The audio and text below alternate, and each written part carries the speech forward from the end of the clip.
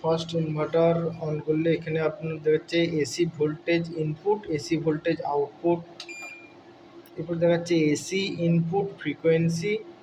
Output voltage, AC input voltage, output frequency, load কত percent চলছে দেখাচ্ছে ওয়াটেজে, এখানে ভিএতে দেখাচ্ছে কত পার্সেন্ট লোড আছে কেভিএতে, এখানে ওয়াটেজে দেখাচ্ছে কত পার্সেন্ট লোড আছে, এখানে আপনার দেখাচ্ছে কত ইনপুট ভোল্টেজ আছে, পিভি ইনপুট ভোল্টেজ কত রয়েছে, এর পিসিবির টেম্পারেচার দেখাচ্ছে কত ডিগ্রি টেম্পারেচার রয়েছে পিসিবির। এখানে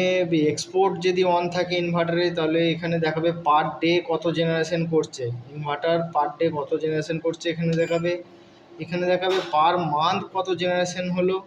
এখানে দেখাবে ইয়ারলি কত জেনারেশন হলো।